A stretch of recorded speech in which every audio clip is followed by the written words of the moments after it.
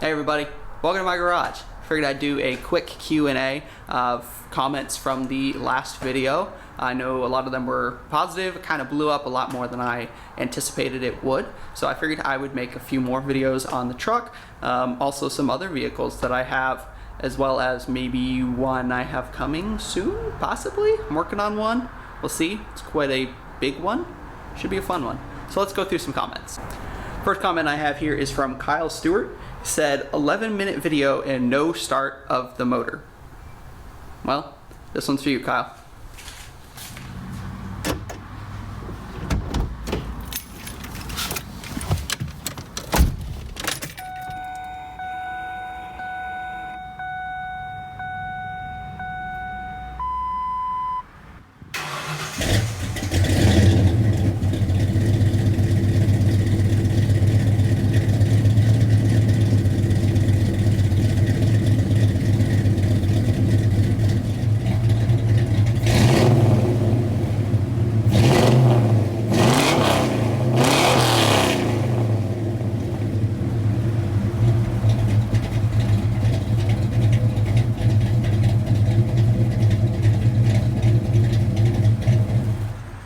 This next comment is from Brian Neves. He said, do you have to get a different oil pan or mod?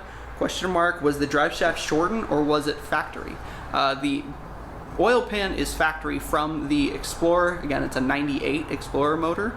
And the drive shaft is actually factory on the Ranger. It actually ended up being right about the right size for the 4R70W transmission.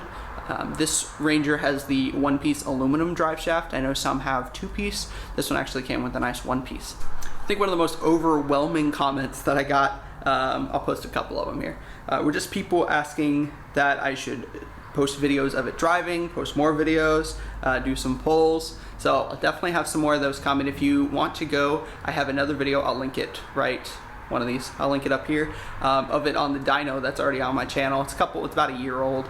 It's got my old wheel set up on it.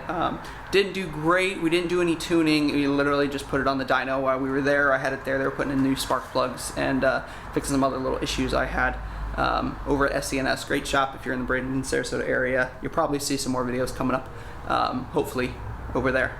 Eric Dunn commented. He said, keep up the videos and get money for parts. Grind, fam, grind. Well, I will try just that. This is not really my forte. I'm usually behind the camera.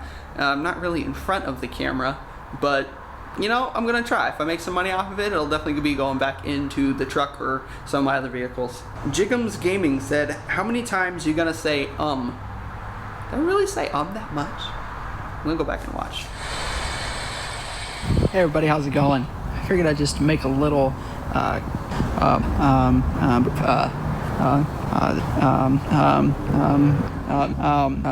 okay. You're only like a minute and a half into that. Yeah, okay. Yeah, you got me there. I'll try not to say Sad Kid Mods commented, imagine having a pretty well-built vehicle like this one, thank you, and having to tell everyone that asked about it that you didn't do any of it. What a shame.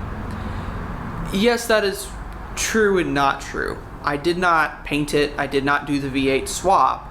But I did do a lot of stuff to this truck. I did all of the suspension work. I've rebuilt the entire cooling system with the radiator, hoses, belts, went to electric fans, ditched the clutch fan, did the rear notch. Wheels and tires, that's an easy one. The gauges inside, I got the tachometer to work, added in the extra oil pressure gauge, the transmission temperature gauge. I rebuilt the trans cooling system with a brand new, bigger transmission cooler, all new lines, a new pan. Yeah, I've done a bit of work to this truck since I've owned it. I also bought a house, got married, bought another vehicle all in that time, so I have not had all of the work done to this that I want to get done to it. I still have quite a long list, but it's a project truck. That's what they are. You know, I saved a lot of money by buying it already V8 swapped. As you saw in my other video, I do own another 2004 Ford Ranger, which is almost identical to this one from the factory, and my original plan was to V8 swap that one, but when I found a truck with it already done, that saves me years of work, and I can buy it for less than I'd be able to do all of the work for it. So I'd say it's a win on my part. Kairos Flame, I have no clue what that is, I'm sorry. He said, "This is disgusting to look at." Not sure if that's a compliment or not, but thank you. 365 Carl Howell said, "Does the truck handle well with all the extra weight in the front?" Yes and no. Probably doesn't handle a ton better than a lowered V6 or 4-cylinder Ranger. Yeah, it's probably a lot nose heavier. The rear end does like to kick out from time to time, but that's fun.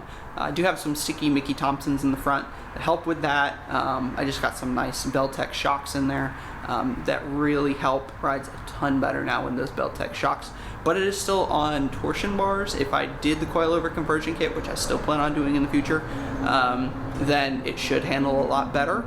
I don't mind how it handles. I think it handles kind of nice, but it's definitely not supercar or sports car territory by any means. It's still a pickup. Alex Maldonado said, "Have you ever considered a T5 swap, or is it going to live its life with the stock Explorer Trans?" I have, and I'm actually considering it more. Since I've bought this truck, I've always had some transmission issues. Sometimes if you push it too hard in 3rd or 4th gear, it actually goes into a limp mode where all you get is 1st gear, neutral, and reverse. The only way to fix it is to turn the truck off, turn the truck back on. That can get kind of annoying. It helped when I went from 410s to 355s. I'm not revving up nearly as high on the highway. It's not fun going 75 on the highway and all of a sudden you're in 1st gear. That doesn't work well. So I am considering it more and more. I have not made up my mind yet what I want to do. If I can figure out how to make the Explorer Trans behave, I'm gonna keep with that. But I have considered the T5, and that may be happening. MJT said, "Bolt-on notch kit, WTF." Well, nice truck. A bolt-on notch kit is not as bad as you think it is.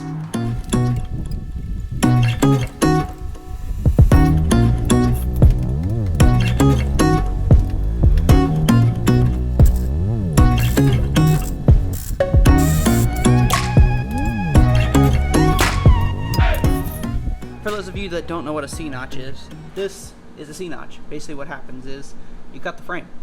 Got a little gap out of the frame. Again, this is a bolt-in one. This one has been completely powder coated. I believe it's 1/4-inch plate steel. It's quite thick. It was nice and heavy. We still retain our bump stop. We just scooted it up some.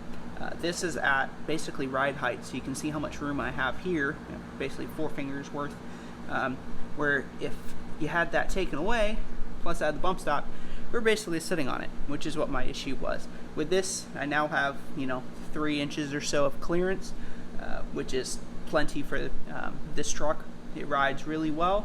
Yes, this is a bolt-in notch. It's only about a 2-inch, 2.5-inch cut. They make bolt-in notches for these Rangers all the way up to 4-inch notch, so this is not that big. Again, I don't have a hitch on here. I don't plan on putting anything in the bed. This should do plenty fine. I know people that have been running this for many years with no issues. And this is a Florida truck, so there's absolutely no rust whatsoever on the frame. It bolts right through. It's been holding up. It's been in there for about a year or so now, and it's been great. It's one of the best things I've done to this truck to be able to ride a lot better in the back here.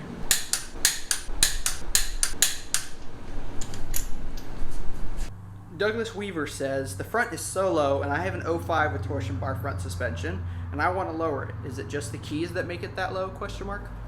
Let me show you, Douglas."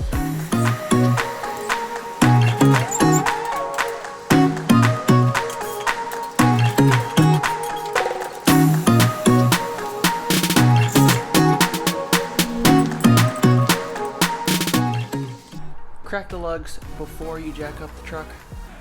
I knew this.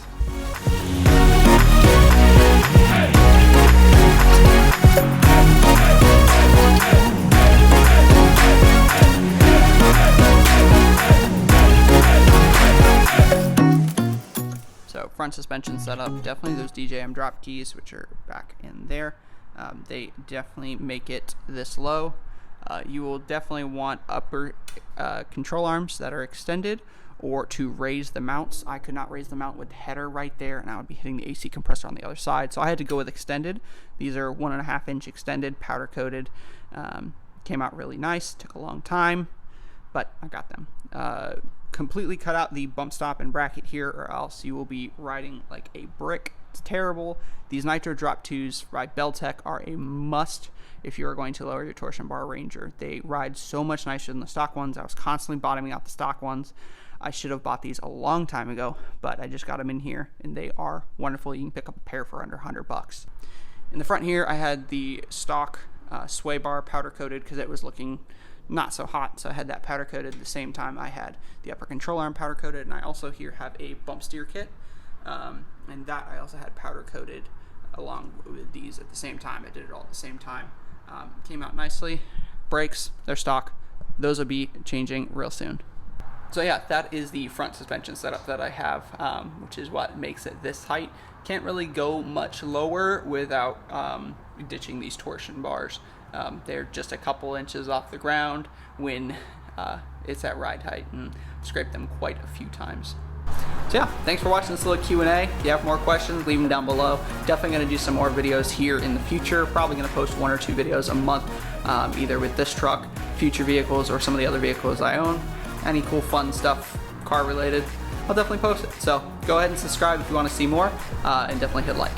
Thanks so much.